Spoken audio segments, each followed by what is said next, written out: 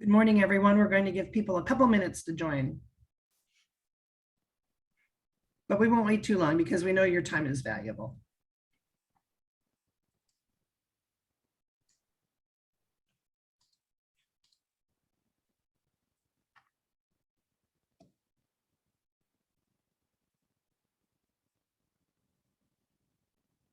So I think we'll go ahead and get started. Good morning, good afternoon, good evening.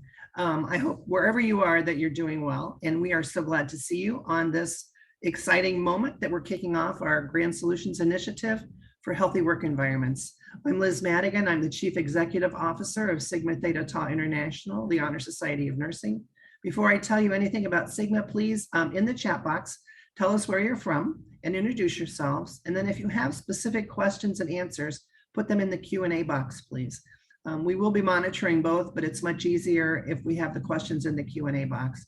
At the end of the session, we have a dedicated time for questions and answers about this initiative. So I'm going to start us off by telling you a little bit about Sigma Theta Tau, so that you know who we are, because it's an unusual name, and if you're not familiar with us, you may not know about us. So Sigma Theta Tau was founded in 1922 by 6 student nurses from the Indiana University School of Nursing. They looked around with their colleagues and saw that other professions and other majors had honor societies that recognized superior academic achievement. And so they wanted the same for nursing. And so we were glad to have that start 99 years ago. We're just kicking off our 100th anniversary celebration. As of now, we have more than 135,000 members from more than 100 countries. And we are so happy to offer career development, especially a recent focus has been on early career nurses. So we're so glad to offer those kinds of things. The other focus that we have is healthy work environments, because we see that both for the academic as well as the clinical settings, where healthy work environments really do help us produce better patient outcomes and better student outcomes. So for the past 5 years, we've been offering a event in the spring, excuse me, in the spring that is called Creating Healthy Work Environments. And it really is focused on exactly that. What does it take to have a healthy work environment in an academic setting and a clinical setting? For the past 3 years, we've been giving awards. And so we have awards given at that event, one for a clinical environment and one for a academic environment. Dr. Fontaine, when she was dean at the University of Virginia, they were our inaugural recipient of the Healthy Work Environment Award for the academic setting. And so we're so happy to have her with us today to talk about their experience. As we know, the pandemic has really been very challenging in so many ways. And we know even before the pandemic that we had challenges for healthy work environments in both the clinic as well as the academic settings. And so I think it's really important now, even more than it was before the pandemic, that we really try to get evidence about what makes a healthy work environment. What do nurses need to support them in either setting? And how can we help that happen? So what's the evidence? What does the evidence tell us? What's been successful? There are a lot of lessons to be learned here.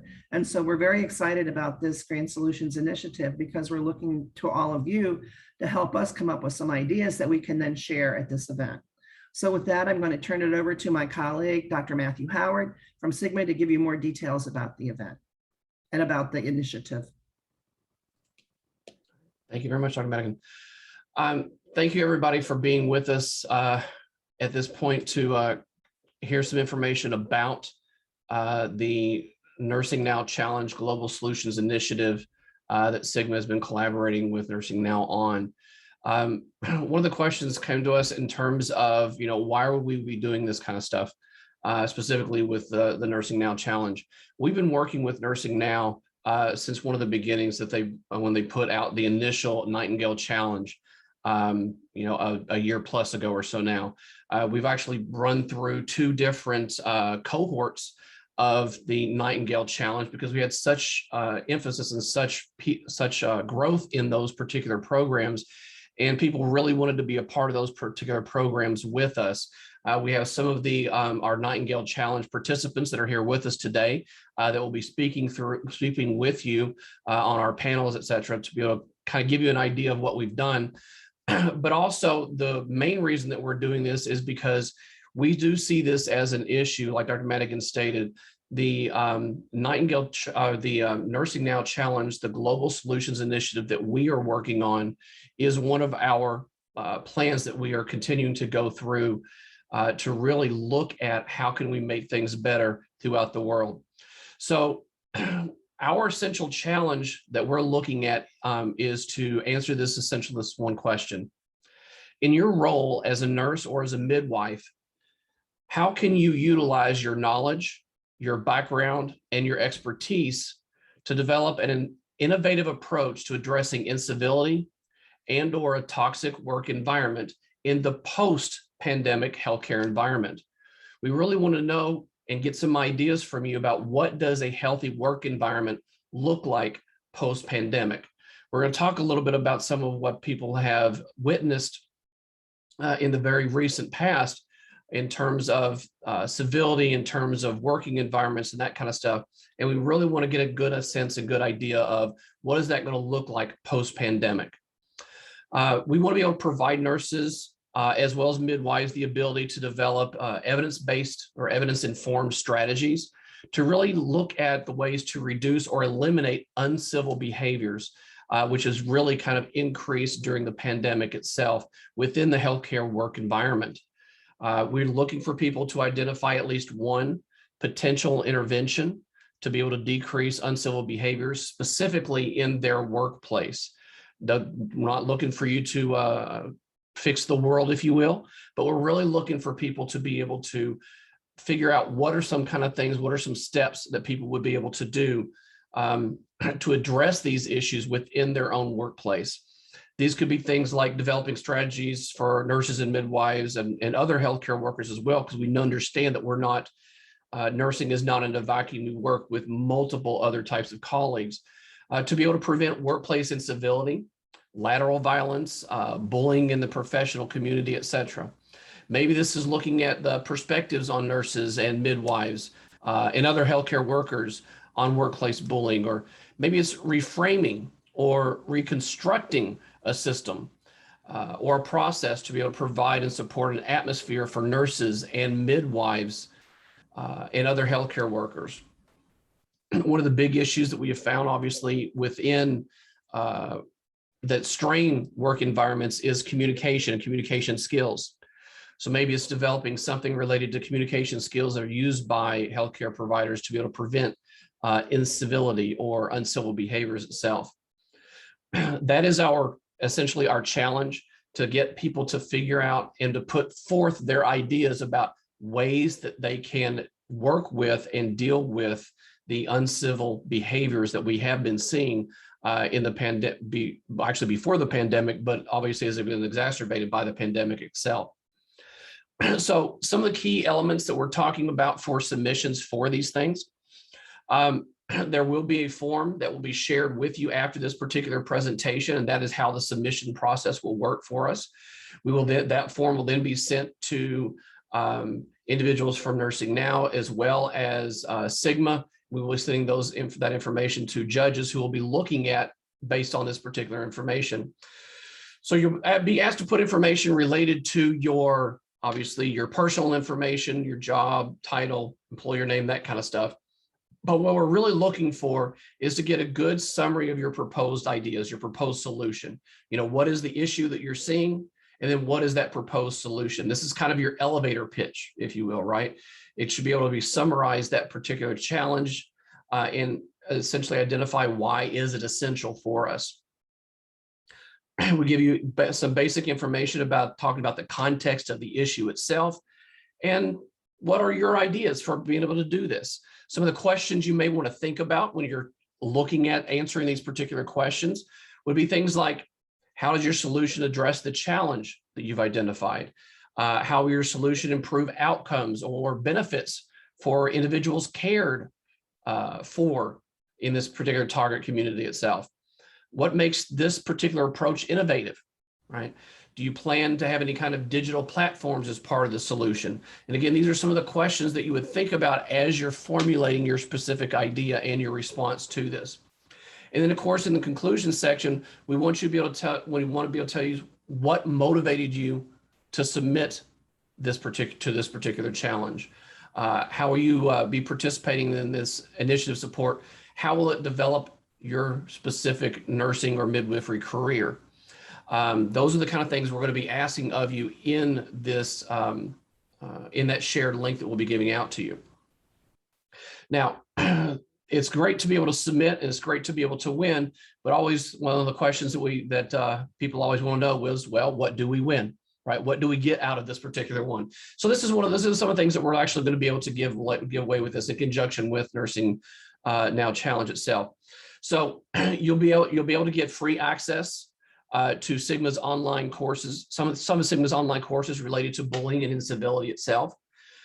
We do want to be able to provide the opportunity for the winners to be able to share their story or their idea at what is known as a special session at Sigma's Creating Healthy Work Environments Conference on 24 to 26 March of 2022 that will be held in Washington, D.C. in the United States. We're all giving away a complimentary registration for one to that Creating Healthy Work Environments Conference. Prize money in monetary prize money, if you will also be given away for this as well. And then we're also looking to be able to have participation in one of Sigma's webinars, again, to discuss your solution and the continued dialogue over time. So those are some of the things that we're actually giving away for this. One question that we have been asked, of course, is, do you need to be a Sigma member to put your put this out there for and actually apply for this? No, membership is not required by any stretch of the imagination, because again, we want to be all inclusive, and we really want to be able to hear what are some ideas that are out there for you to be able to make the world, if you will, your specific world a little bit better of a place. So those are the challenge that we're talking about in general. And what we're really looking at, again, is really trying to find, from your perspective, what does a healthy work environment look like post-pandemic? And that's really what we want to kind of hear from you. Again, if you do have any questions or anything, please put those in the chat or in the specific Q&A section, and we'll be able to answer those as we get through the actual program here itself. And with that, I'm going to turn it back over to Nursing Now for another address real quick.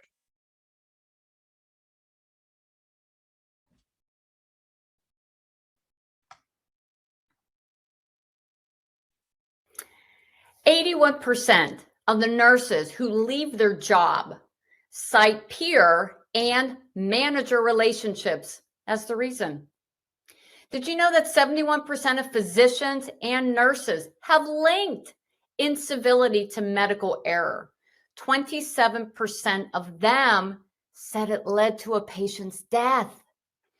All right, if you were about to make a mistake, would you want somebody to call you on it or not say anything because they were afraid of how you would react?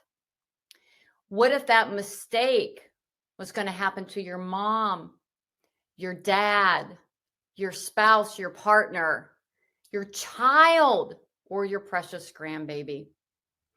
I'm telling you, the way we treat each other in healthcare is just as important as the care that we provide. Hi, my name is Dr. Renee Thompson. I am the CEO and founder of the Healthy Workforce Institute. You know, I've been a nurse for about 30 years, and I've pretty much done everything that you can do as a nurse. I mean, from bedside nursing, I was an educator, I worked for a home care company, I worked for a managed care company, I was a frontline manager, and I had an executive role. And about 10 years ago, I realized that it didn't matter what organization I worked for or what role I had. I swear there was always another group of nurses who made it their mission to make my life difficult. And I didn't understand it.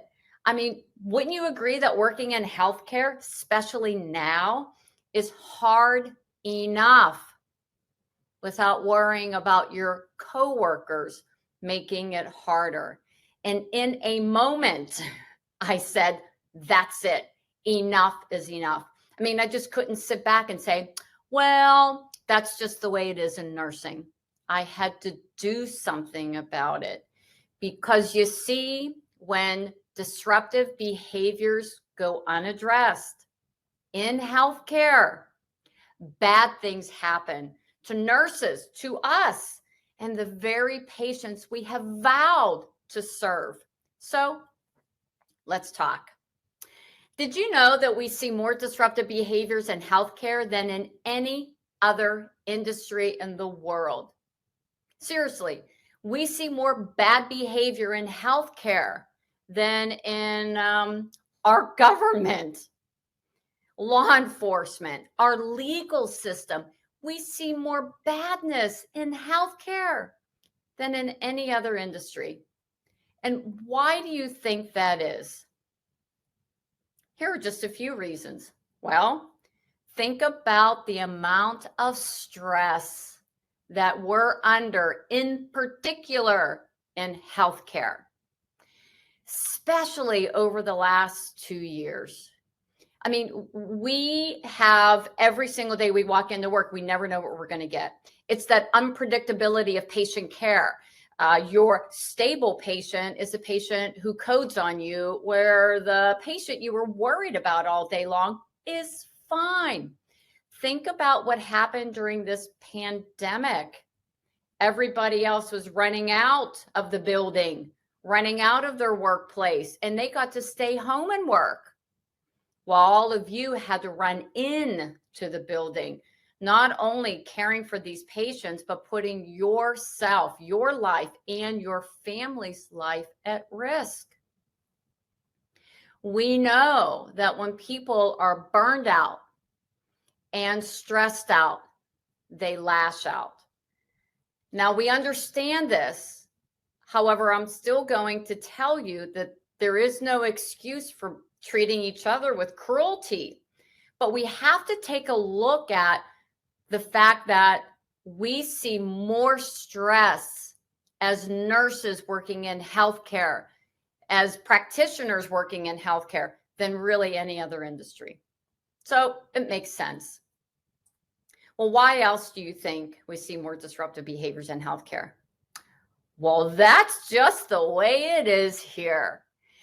We have normalized bad behavior for so long in healthcare that we don't even notice it anymore. We say things like, well, that's just the way it is. You know, nurses eat their young. Although, did you know that nurses eat their young, they're old, and everything in between? We're just a bunch of eaters.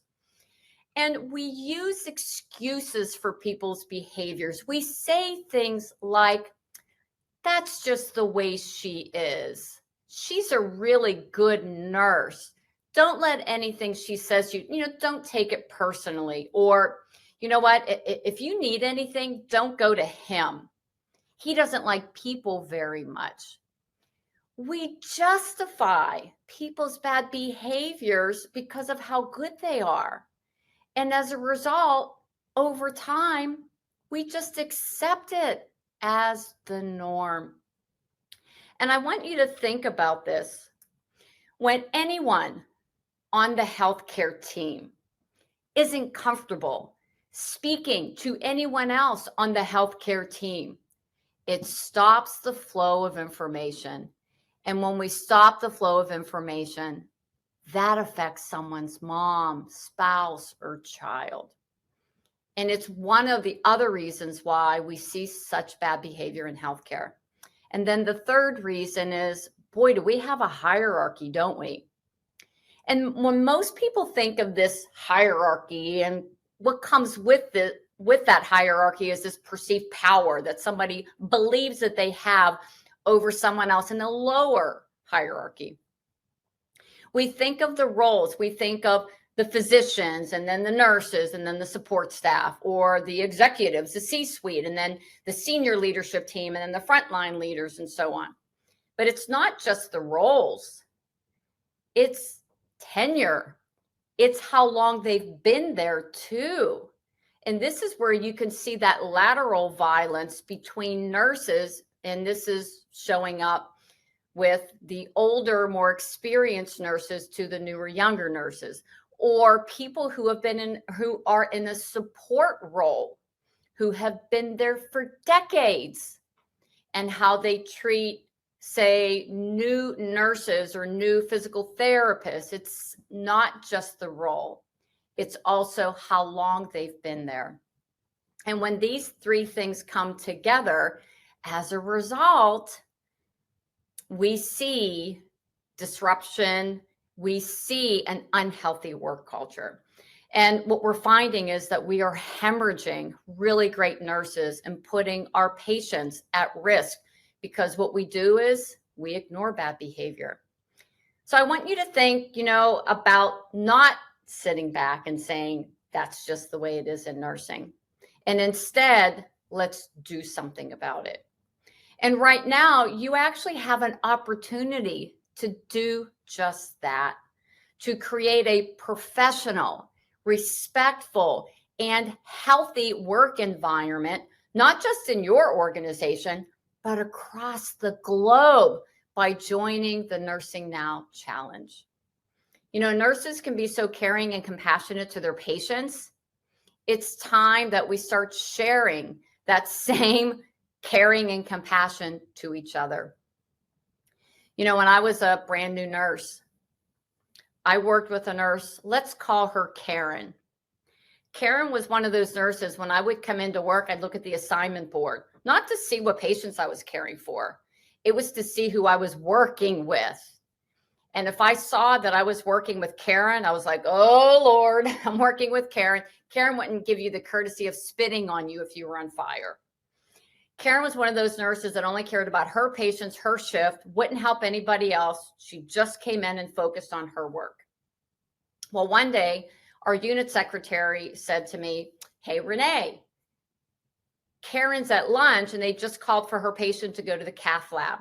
Would you be willing to take Karen's patient down for her? Because I work cardiac step down and we had to transport patients on a stretcher with a monitor. They had to have a nurse with them. And I said to her, you want me to take Karen's patient down for her? And she looked at me and she said, mm-hmm. And I thought to myself, why should I take her patient down? She would never do the same for me. And then I thought, I'm in my mid-50s now. And when I think back on my life, I've made some mistakes. I've made some bad decisions.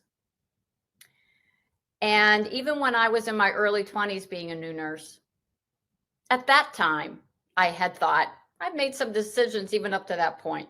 But you know what? I've never regretted doing the right thing.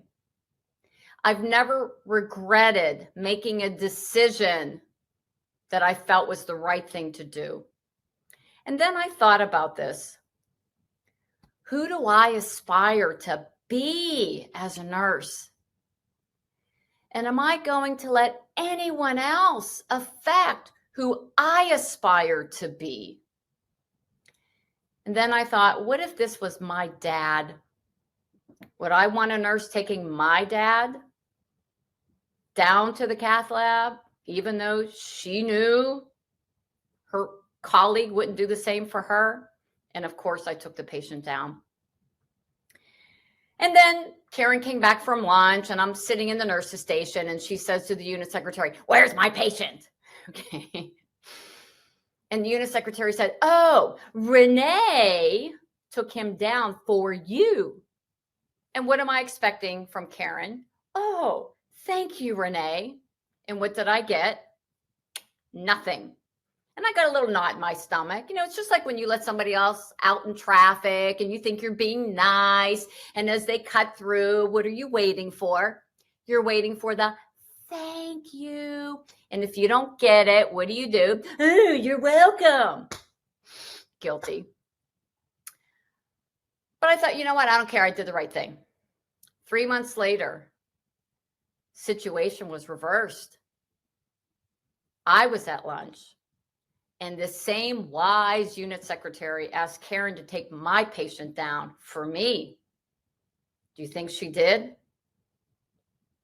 She did. She did. Never underestimate the power that you have to influence other people for goodness. Because remember, the way we treat each other is truly just as important as the care that we provide. And I just want to thank you for doing your part to create a healthy work environment. We truly hope that you participate, because together we can make healthcare a better place.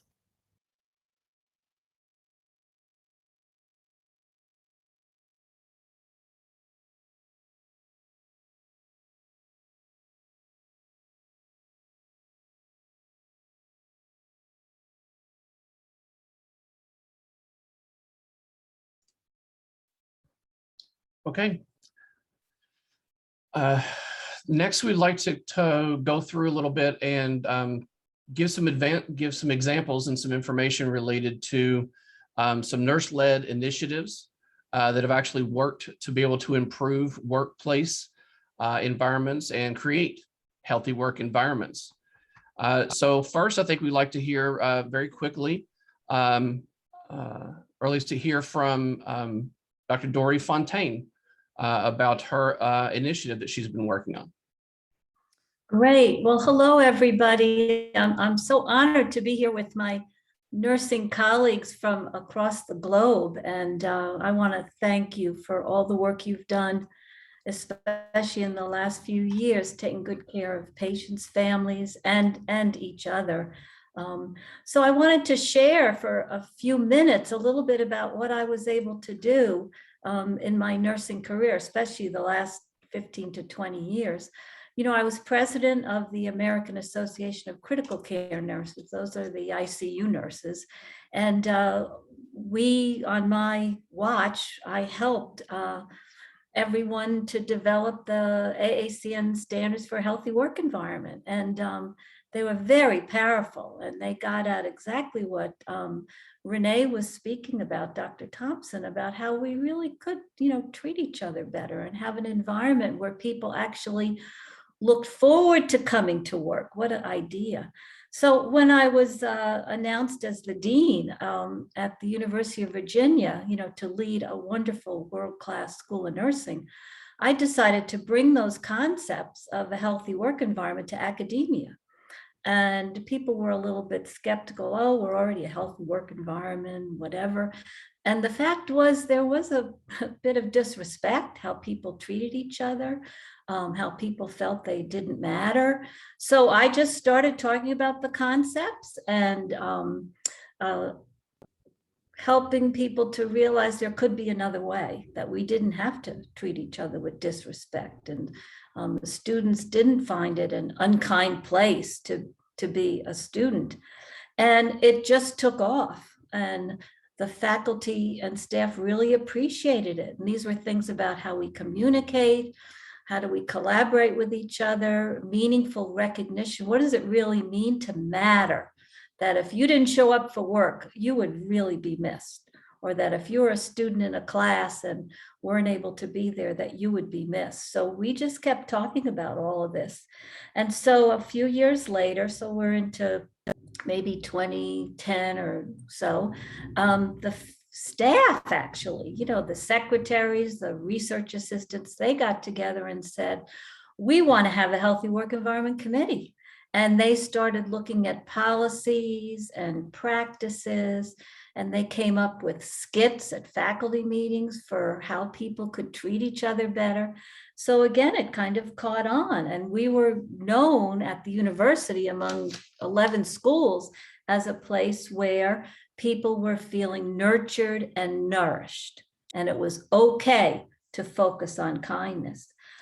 We published several papers on this, and it really took off because, frankly, schools of nursing, think how hard it is right now, but truly, they should be a place where people feel safe to learn and grow. And instead, sometimes they were looked at as kind of a hotbed of, boy, you don't want to work there. You know, they're really tough. So a few years after that, the Institute for Healthcare Improvement, based out of Boston, invited us, along with 13 other institutions. A few were in the UK. I think there was a hospital in Australia that were invited to do a rapid cycle improvement process to really look at something that irritates you. It's sort of not unlike what Sigma and the Nursing Now Challenge are inviting you all to think about. They called it a pebble in your shoe. And each organization of these 13 were invited to spend 8 weeks identifying a problem and measuring something about it, and move to solutions and evaluate it in 8 weeks. And they gave us a free coach. So my Healthy Work Environment Committee at UVA, they said, well, we'll do that. I was a little shocked because, it's not top down. And the pebble in their shoe, which I thought was ridiculous, but it ended up working, was too many emails, that the faculty and staff felt that they had to be responding all hours of the day and night and weekends. So they decided to propose no responsibility to answer emails after work hours, and weekends you do not need to look at email. Well, I was pretty shocked. I said, nobody's going to go for this. Well, 80% satisfaction of the staff. So here I am, the leader, the dean. I was wrong. People loved it. And even though I'm retired over a year, they're still doing it. And so we evaluated it, measured it. It's in a paper. The author is Perlow in 2017, and we're one of the 13 examples. So this is why I think this challenge is probably right on, that you can think of things, maybe very simple things that can make a huge difference. So I'll stop there. I know they only asked me to do 5 minutes. This is my favorite topic, and I could talk for hours on it. But I really hope that those of you will think about how even a small change can make a huge difference. And if you're a manager or a leader in any way, a leader can set the tone and make a big difference. And my faculty and staff, I'm an emeritus now and I'm a professor. I still do some teaching when anybody asks me. And they're all my dear friends. And I think it's because I put their lives as the top priority, treating each other with respect and care and love. So thank you for inviting me. I bet that's my 5 minutes, Matt. And I wish everybody the very best. Thank you very much for that. We do appreciate that information, as well as hearing your stories about that. Next, we'll move to hearing another example, and this one will be from Andrea Jansen. Andrea, let you take it away. Hi, everyone. I'm calling in from Darwin in the Northern Territory, Australia. It is currently midnight and 29 degrees Celsius, so a very warm welcome. And thank you to the organisers and the organising committee to give me this opportunity to present and connect with nurses across the globe, which I've never had the opportunity to do. And it's just great to hear and see more passion. So I'll get straight into it. Today, I'm going to briefly introduce you to a wellness week that I introduced to a ward that I was working on in 2019. This was actually in Western Australia, because I've just moved interstate, on a ward called 63 at Sir Charles Gardner Hospital in Perth, Western Australia. I'd been on that ward for 4 years, and it's a ward that specialises in renal hepatology and transplant. I started as a baby nurse on that ward, so doing my first year out of university, and sort of just started finding my feet on that ward. And I can't remember, to be honest, where the idea came from, but it had just been a tough year. We'd all worked hard, and I just thought, damn, I wish I could do something to boost morale and just do something for my team. And so, you know, it's not an aspect that I'll go into in too much detail. I'm here to share just my little idea, which I hope plants seeds. But we know that your work wellness programs, they can do a lot for individuals, organizations, and patients. They can increase productivity, improve employee job satisfaction, lower absenteeism, promote a sense of community, all these good things which lead to increases in patient safety and patient satisfaction. So I'd been seeing wellness programs popping up in sort of more corporate worlds and environments, and I thought, hang on, why is it not coming to nursing? And so I thought, well, I'm gonna bring it to nursing, and I'm gonna bring it to this ward. And so So I started off with a blue sky dream idea, you know, what would be this wishful thinking? And I thought, how good would it be if I could have a massage on my tea break? And so I just reached out to some massage schools, some local massage schools, and I said, hey, you guys need experience. I got a bunch of nurses who would love to be experienced on. Would you come? And they agreed, to my surprise. And that's where it just snowballed from there. One simple idea, one wishful thought, and they agreed to come. And the rest of the ideas came from there. I'm going to try share my screen. I've never done this before, so bear with me just to show you an example of the plan. I think that's my screen, if everyone can see that. Matthew, you can see that? Yep. This is what it looks like. In practicality, it was a really rough plan that sort of built. So you can see the tension-free Tuesday started a sort of theme, and we had a mindful Monday because the hospital was really focusing on mindfulness in the hospital as part of their bigger mission. So we incorporated that, and then we had a walk on Wednesday to get people out of the ward because we usually just sat around. So we wanted to get people moving. Someone, as I just talked about it, and it's about building collaborations and finding champions, someone said, what about healthy eating? And I said, sure, what do you got? And we came up with this Tasty Thursday. And then Fun Friday came about, and another champion said, let's do a quiz about each other. And I thought, why not? And it all just built through conversation. And to be honest, it was just incredible how it did snowball. So I won't go into too much detail about all of it, but I will say that the massage and the quiz, they were the highlights. I got a photo to show from the massage. You can see it in action. All it took was one empty conference room and some tables and chairs. So also to mention, some of the days didn't happen, to be honest, like the walk on Wednesday, the ward had a lot of code blues and it just wasn't feasible, but that's part of it and that's okay. You know, you can just try it again. It's so translatable, easy to do. And one of the key messages I'd like to get out there, as said before, is that to keep it simple. We had about 100 nurses from across the hospital come to this massage day because they all heard about it. And it really did boost that morale. We had, for weeks to come, in the corridor when people would come to our ward, you know, it was, hey, I had that massage, or when are they coming back? And it just started that building of a community and sort of breaking down some barriers, which was really pleasing to see. Also the quiz, I got a little photo to show you. So it's there. Oh no, that's not the quiz one. I've lost it. I'll leave it back to this one, the happy faces post massage. So this was a really good in terms of getting people talking about things outside of work, and it also broke hierarchies because we were, you know, had a quiz of, you know, people had to submit what's something your colleague doesn't know about you, and then a list was produced and you had to go around the ward and find out who had done these things. And it broke the hierarchies because our managers got involved and they submitted something and everyone wanted to know what the manager's secret was. And it was just a good way for people to build relationships across the ward that they probably wouldn't have otherwise.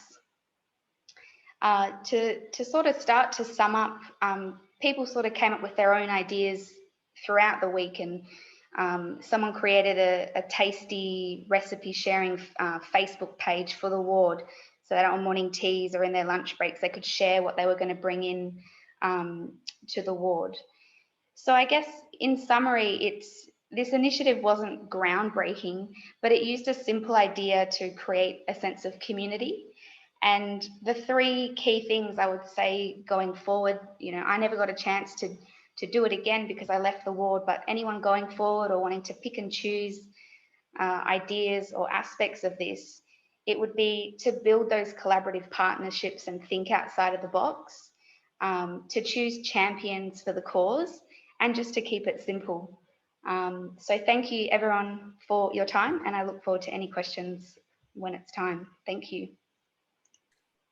Andrea, I think that's a great example of what Dr. Fontaine said, which is that you never know when simple things are going to have big effects. So I think it's a great example of that. And I applaud your creativity in coming up with this program. So Thank you. So we are going to now move into the panel discussion, and I have the pleasure of introducing the panelists as well as being able to ask the first question. So with us today, we have Fausto Duarte from the Autonomous University of Baja California, Zaibunisa Karim, who is the Assistant Manager for Allied Health Programs at the Aga Khan University in Pakistan, Mary Namakisa, sorry, Mary, who is with the LSHTM Uganda Research Institute in Uganda. Elizabeth Groves, who is an assistant professor at Western Kentucky University in the US, and Karen Dominguez Cancino. So Karen is from Chile, works in Peru, and is currently on a research exchange in Canada. So Karen is definitely doing 3 countries right now. So if all of you will turn on your cameras. I'm kicking off the first question. Matt and I are going to take turns. We'll call on everyone eventually, but not everyone is going to answer every question. So just be prepared. So the first question is, and I'm going to ask this of Zaib. Zaib told us that she goes by Zaib for her nickname. Zaib, the question for you is regarding your work environment. In what ways has the pandemic impacted your team dynamics? Have there been any positive or negative effects? So Zaib, I'll turn it over to you. You're on mute. Hello, everyone. Good evening. So for my work environment, as you know that I'm from Pakistan, so it's entirely different economically, financially, and infrastructurally as compared to other developed countries. So it's very challenging in terms of economically, in terms of my work environment and how the infrastructure and how the finances have through the COVID has impacted the nursing communities and nursing professions. And to add to this situation, the migration and the immigrations of all the nurses within the last 2 years from Pakistan to other developed countries had been a big shock, we can say, to the country, that we have lost so many nurses that they have migrated to other countries, especially to Kuwait and other developed countries for their own, obviously for their own careers. So we can consider this as a negative impact. Positively, yes, nurses are very much, they bring a lot of creativity, they bring a lot of teamwork, they bring a lot of ideas that how can they, the limited amount of nurses that they are in my work environment or overall in the country, can collaborate, can bring to this profession and maintain the resilience and maintain, the uniformity, and how can they bring much more into the profession, how can they attract new generation to stay in this country, stay in the work environment in my organization or in any other organization, how can they bring new things and approach to new generation, then how can they be in this organization, in this profession and in the work environment, and work towards patient or work towards healthcare and hospitals and to the nursing profession. So it's there are negative and positive impacts to COVID and to my work environment. But the point is that technology and innovation has a big impact in my work organization in my country, because a lot have been initiated in Pakistan through the innovations and through the technology, and a lot of apps and a lot of websites and applications. A lot of work on mental health is being done for the nurses, for the healthcare profession, so that they can come up and they can share their stories and they can share their solutions, so that overall for the overall healthcare community, for our healthcare field, there could be a more solutions, so that people like us or people living in Pakistan can be more approachable, can be more like voice up their concerns and their solution, that what they wanted, how can they be helped in terms of the economical condition of the country and how the political or how the things are going on. Great. Thank you so much, Zaid. So Mary, would you turn your camera on and tell us the answer to the question? I'll read it to you one more time. So regarding your work environment, Mary, in what ways has the pandemic impacted you and your team dynamics? Have there been positive or negative effects? Yes, there have been a lot of negative. The most negative impact was that when we got the lockdown, when the country went into total lockdown, everyone was home. Those who were even working were sent home. There were no private means to come to work because you find that more than half the team didn't have their own cars or private means to come to work, and they were like using private means. Like here we have the bodas and the taxi. So those were not working at all. And many government hospitals were not providing private means for the people to come to work, and people were needed at work. So you had long distances to move to work. And then even coming back from work, there was curfew. So even when you had the card on your neck, sometimes you find you have already been beaten by the security personnel on the road before you could explain that I'm a health worker and I'm coming from work. So that was the most challenging. And another challenge we had was that we have a referral system from down upwards. We have health center tools that refer to referral hospitals. But when we got the pandemic, it was the other way around. People were pushed to health center tools because the bigger centers were managing the COVID-19 cases. Even the people themselves could fear to go in the big centers because they feared to contract COVID from there. I was talking to one of the fellow nurses. She's actually a midwife, and she was telling me how she got this woman with a complicated delivery. She referred her to a referral hospital for further management. And the mother said, I'm not going anywhere. I either die from here, but I'm not going anywhere. There was no even like, most of the centers don't have ambulances to take people to health centers, to big centers. So people provide their own means to go there. And the mother was like, I'm not going anywhere. Either I die from here, just find something to do for me. She was so lucky that she was able to deliver the mother, but it was really complicated for everyone. And we haven't really gotten a lot of positive outcomes from the pandemic, most especially on the side of health workers, because Uganda being a developing country, there is a lot of challenges. Even when you're already ready to take care and do everything you can, you're restricted by limitations. You don't have what to use. There's a point where you couldn't even have a mask. Either you buy it for yourself, but it is not in the unit. You need gloves to do a procedure, but there are no gloves. You either do it with your hands, or you tell the patient to buy, and the patient will tell you, I don't have money, but you need to do something. So it's been really a big challenge before the pandemic, and the pandemic has really worsened everything.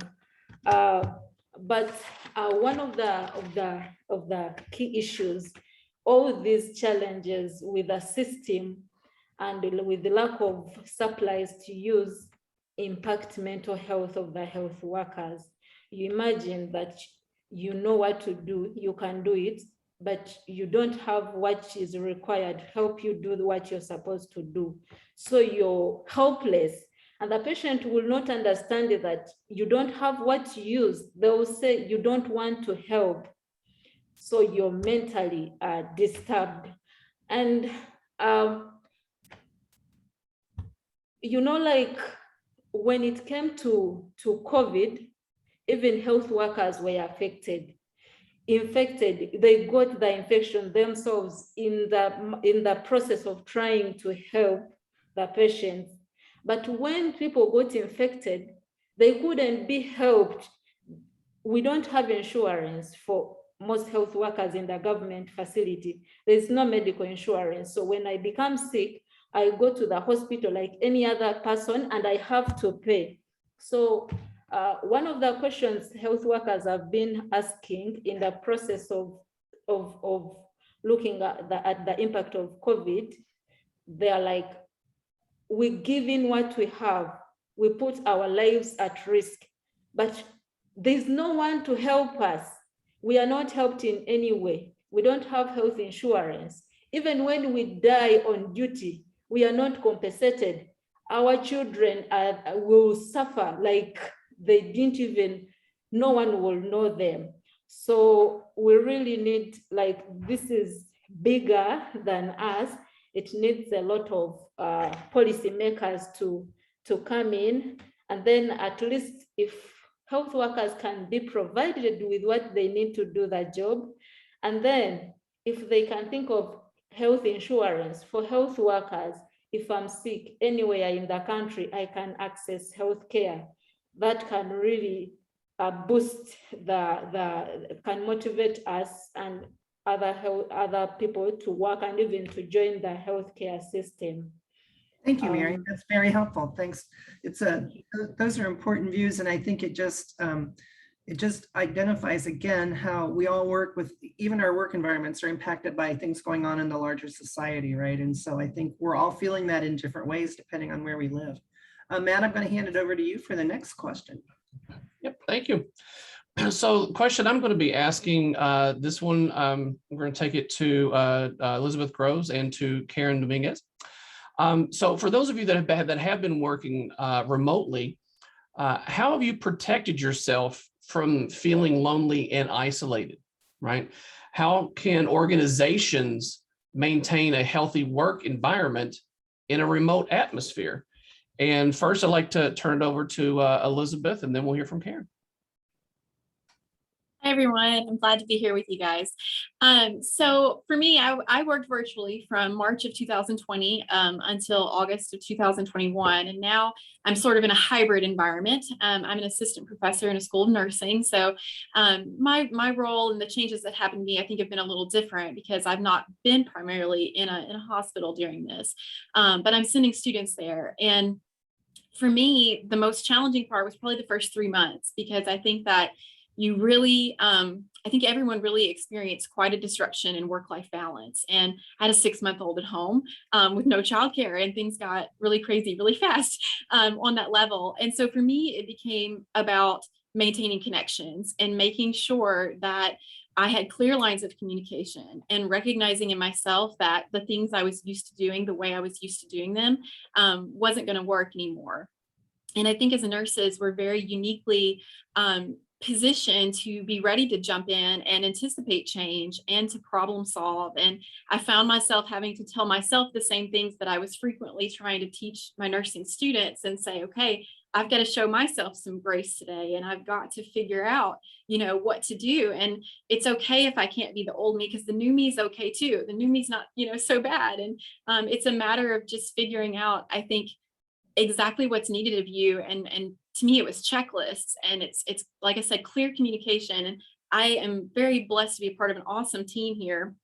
And sometimes I needed to step up and I needed to be the leader that day. And sometimes I needed to ask to be able to step back and let somebody fill that void. And so I think it's just important to communicate, to stay involved. I get to be part of that Nightingale Challenge throughout all of that. And it was kind of a nice little reminder of there were other things going on in the world, and I wasn't just stuck in this one little bubble. And that was a great moment of positivity. So I think staying involved and finding ways to just remind yourself why you're so passionate about nursing and why you started this in the first place. And then, as far as that, maintaining this healthy work environment, I think it's just the same things. And when you're the leader, I think you just have to embody those. You have to examine yourself. You have to look at if you are displaying those behaviors and catch yourself in that moment. And then just find ways to connect everyone. One of the things we started doing was our college put together strategic work groups. And there's several different ones, and I am a part of one. It was all volunteer when you got to join, so we weren't assigned anything. You got to be your passion. And I'm a part of an innovations work group, and we're literally now looking at how to problem solve all the issues that are coming out of being remote workers and out of dealing with things post-COVID. And that's so cool that's literally a part of what I get to do. There's one specifically for employee wellness and engagement. There's one for recruitment, retention with students. So there's a lot of different things. And I think you just have to put together ways to help people work to their strengths, and to just be really supportive. And I could probably go on about it a lot more, but I think a lot of it is just reiterating so many things that have already been said, and just trying to stay positive and just remember you are part of a team and you're not by yourself. Thank you very much for that. Karen, same question about working remotely. How have you protected yourself from feeling lonely, feeling isolated? And what are your suggestions for how organizations can maintain a healthy work environment in this remote atmosphere? Thank you, Matthew, for the question. For me, it was a little bit like weird because I was working from May to December as an ICU nurse.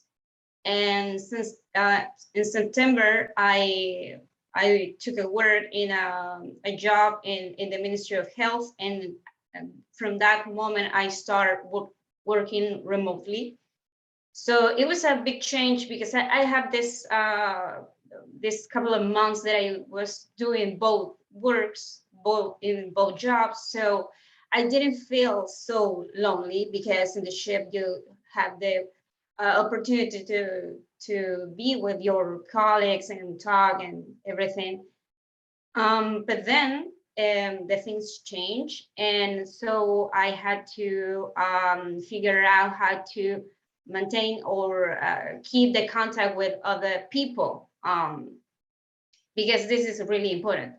But also other thing that I saw that it was an opportunity to work in my own, like on myself, the things that I wanted to do, being more reflective about my growth. And this was highly related with the Nightingale Challenge. I had a lot of wonderful talks with my mentors. So they keep pushing me to go like forward and work in my different like areas, personal areas. So being lonely, it's not always bad. Sometimes you have to be alone and work on yourself. So this was an opportunity also. But other than that, I usually talk with my friends and have some Zoom like meetings and do yoga and walking my dog and things like that, because you need to expand your world. And I do meditation also. So this all this type of things were really, really good for me. Make me feel like I was grounded, because sometimes you can feel like really like shut up. And about the organization, in the case of the ministry, I think that the our leader was really supportive. She was really flexible about the timing that you had to deliver certain work. So that was really important. She really cared about how you work, like have you been, if you feel sick or if you have to do something else. And she was really, really cool with that. So I think a lot of maintaining a health work environment in this type of situations relies in the leader. And she was amazing. So, and my colleagues were amazing also. It was a great experience for me. So I think if you have a work environment that is cohesive, that is kind, everything goes like really well. If it's not like that, well, maybe you had to see, and that's why we're here trying to figure out what to do when that doesn't happen. So that's my experience. Great, thanks, Karen. I think, again, I'm hearing some common themes, right, in terms of the leadership matters greatly. But I think at the same time, the most effective work environment changes are both top down and bottom up, right? So it's not just one or the other to actually drive those changes. So Fausta, you're up for the next question. So the next question is, what suggestions or ideas do you have to build a resilient organization? Hi, everyone. Good morning from Mexico. Definitely communication. Give a space to express feelings like group sessions where health workers can have access to free psychological consultation in group or in private. Give constant preparation for certain situations, like for example, like reinforcing protocols. I believe that will make more aware health workers for a more resilient changes. Thank you. So I'll ask the other panelists, do any of you want to respond to the question? I'll repeat it one more time, because I know sometimes when you're on a panel, you forget what the question is. So what suggestions or ideas do you have to build a resilient organization?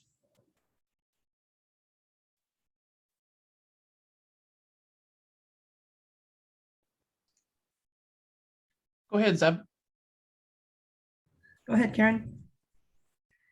Yeah, so for resilient organization, it's important to have a leader who is ready to listen to your employees or to people who are working with the patient in the front line, and the nurses, the bedside nurses, the people who are working in the front line are ready to speak up, voice up their concerns, what they are facing with their in the front line or with their colleagues, with their patient or families, to the leaders. At times, it has been seen that they are resistant to share their concerns and to voice up their concerns to their leaders or their floor in charge nurse or whoever their mentor or supervisor is. So it's necessary to break that transparent wall. Leader assume that employees are really happy and they don't have any problems and they're happy with their work environment. They're getting what they want with their profession or with their job. But on the other hand, employees have a very different perception. So it's very necessary to break that wall, the communication wall, as Fastu has mentioned already. And to break that wall, it's the solutions are to have an open forum meetings weekly or monthly, that I have been suggested to my supervisor, to my boss, that you should have an open forum meeting. Do not target that person A has such comment or such idea about the leadership, or person B has said this thing, or person C has said this thing. Just have an open forum discussion with your employees, with your nurses and allied health and people who are working with you. Listen to them, what are their problems, and ask them the solutions at what they want. It's not just that show me the problems or and list down the problems. Discuss the solutions at how can they think that they can solve that problem. It's a very important thing that employees should know, that leadership is not an easy task. It's not an easy thing to be a CEO or a COO or leader or nurse manager of any organization. It's really important to understand that format as well. So ask employees that what are the solutions, if they have in their mind, how can they solve the problems that they are facing in terms of their job or shifting or anything that they are facing. So one thing is communication, two thing is open forum discussions weekly, daily, monthly, or even if there's a problem with the face-to-face open forum session, they can have an anonymous problems in their paper and they can slip into the box, feedback box, because we do have feedback box and forms for the patient and for their families online and in paper. Why not for the nurses? Why not for the employees who are working in the organization? So I've seen very this behavior of asking feedback from the employees is I have seen very less in here in the organization. So it's very necessary to input this behavior in the organization, to ask feedback from the employees how they are doing. Are there any problems and what are the solutions that they want to be, what are the problems that they want to get solved? Thank you. Thank you. So Karen has her hand up. I think she wants to respond to this question too. Yeah. I wanted to say that in relation with building a resilient organization, I think that COVID put a huge pressure in all the systems. So I saw, and it was my experience is that the different health organization adapt real quickly to the pressure. For example, they transform one unit in 6 ICU units in the hospital. That is huge. So they really adapt. But the problem was that they were trying to figure out how to taking care of patients and not taking care of the health workers. So at the beginning, it was really, really difficult. Then they introduced some interventions, but the interventions related with mental health were really like far away from the health workers. They felt that they don't have anything to do with that type of intervention. So I think that interventions related with a healthy work environment should be installed in the units, inside the units, with the health professionals really close to them. This is really important. And one of the biggest challenge is stop normalizing incivility, because I think that this is one of the main points that makes every health work life really, really difficult. So in countries in Latin America, we have a lot of norms that are related with, for example, incivility, abuse, sexual harassment. But the thing is that the norms are really far to comply or to respond to the needs of the health workers. So, and this is basically because they focus on the serious cases, not in incivility, because it's, well, everyone, like Dr. Fontaine said at the beginning, this is normal, this is the way it works here, and you have to adapt. And I think we should stop trying to adapt to incivil behavior. So I think that building a resilient organization, like from bottom up, it begins with understanding that incivility behavior shouldn't be allowed. Definitely can't agree more with that, Karen. Thank you for those comments. That's for sure.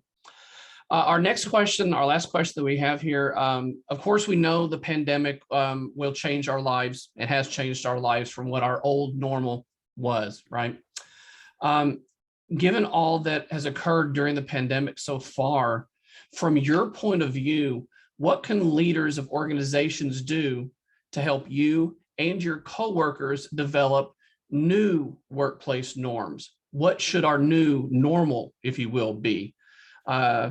Fausto, we'll begin with you. Thank you. For my hospital, I definitely acknowledge that they are paid on time, since they are paid outside the established dates.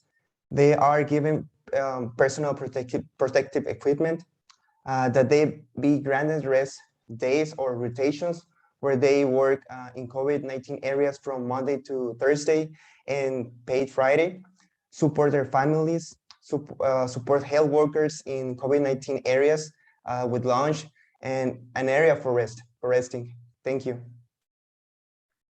Thank you. And let's see, one of our other panelists, Elizabeth Groves, would you like to take that question? Yeah, absolutely. So for me, I think a big piece of it is just making sure that you maintain the human connection of it all. And something that I didn't necessarily expect when we went to this virtual shift was that I think people almost took that same approach like we sometimes see with social media, in that you forget these are people, and it's easy to just say that's the person who just provides the lecture and that's the person who does this, and you forget that these are people who care, and they need to be cared for, and they need respect. And I think that as a leader, you have to find ways to make sure that you recognize individuals, and that you maintain connection with the fact that we are a team. We're not performing in silos, and that what one of us does impacts the next person. I think you have to be willing to get creative and think outside the box and come up and try new ideas. I don't think as a leader you can ever be effective if you stick just solely with tradition. You have to be ready to take on new things. And I think transparency, I know that's always made a huge difference in me when whoever's in charge, even if I don't necessarily know what's coming, if I'm just made aware of what's happening around me. And I think that we need to embody that. And, one of the best pieces of advice I was given is that a good leader listens. And that's so true. You have to be ready and willing to hear what people are saying, even if it's not necessarily what you want to hear. And I think another side of that too is observation. Sometimes people aren't saying that they're having a hard time, but as a nurse, you're trained to recognize that in a patient. So why don't we recognize that in our peers? Why don't we recognize that even in our leaders and at all levels, top to bottom, and be willing to reach out and say what's happening. And do you have thoughts on this? And be willing to and ready to listen. So once again, I think communication is where we come back to. Communication and connection would be, I think, two really big things on what we really need to establish good workplace norms and come up with what's going to work best post-COVID or transitioning back to in person, and just keep that teamwork going and just be in it together and not forget that piece of it, that we can all help. We all have a role to play. Completely agree there. Completely agree there. So we've been keeping track with some of the comments that you guys have been putting into the chat feature. So thank you for that, as well as some of the questions. Dr. Mary, are there any questions that you'd like to take on and answer live? Well, so one of the questions that came up, and thank you for asking this, Nicola, which is, what does this look like to patients when they see hostility between nurses? I mean, I think that certainly doesn't show us at our best, right? I think the other thing it does is I think it can decrease the confidence the patients have in the care team, right? When there's hostility between team members, I think it would just be natural for patients and family members to really have a lack of confidence in how well this team works together to actually help that person and that family attain the best health they can. So I think it, in addition to the harmful effects that those kinds of things have on each of us as professionals, I think it also hurts us with our patients and families. So I think it's a really good point, Nicola, and thank you for bringing that up. Matt, other things that you think we want to address? One of the other questions, I can try to get this. And so Nicola is also interested in getting in touch with nurses who have the experience of values-based healthcare. So if any of you have experience with values-based healthcare, I'm sure you could reach out to Nicola with a direct message and exchange emails if you like. Perfect. All right, so I'm not seeing any other specific questions either in the Q&A or in the chat itself.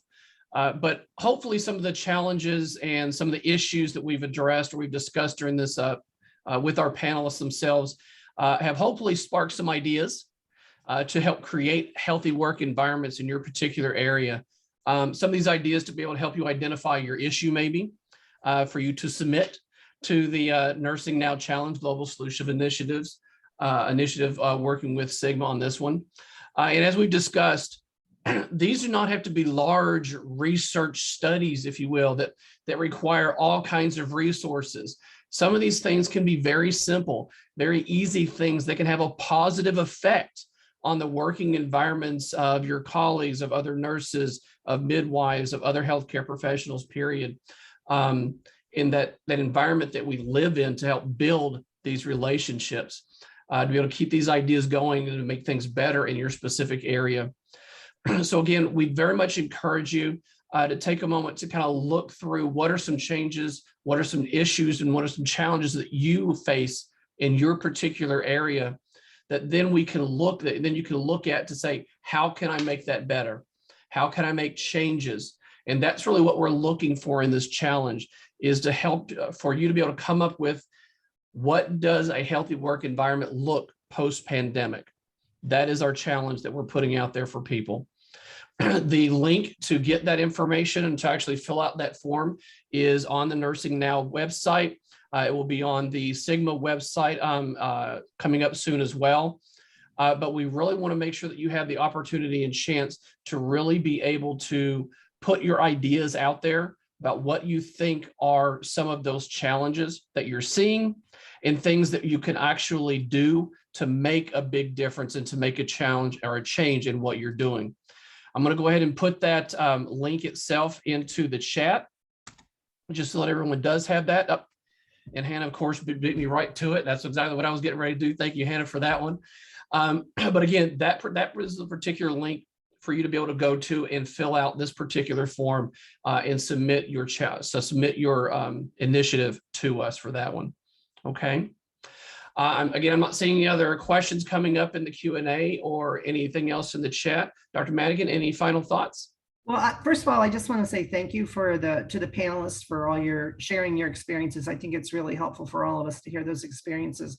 You know, the ones that are moving and distressing, as well as the ones that are positive and uplifting, right? I mean, I think we live in a real world, and so it's a real world with both negative and positive effects. So I'd also like to thank Renee Thompson for her inspiring, 10-minute talk about, how can we make the world a better place. And thank you to Dr. Fontaine and Andrea Jansen for sharing your experiences.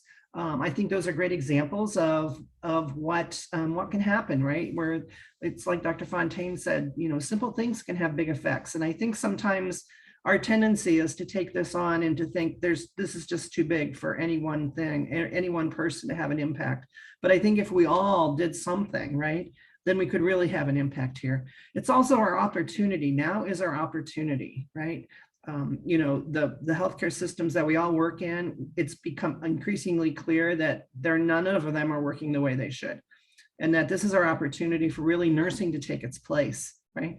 It's a time for us to actually implement some of those changes. We're half of the world's healthcare workforce.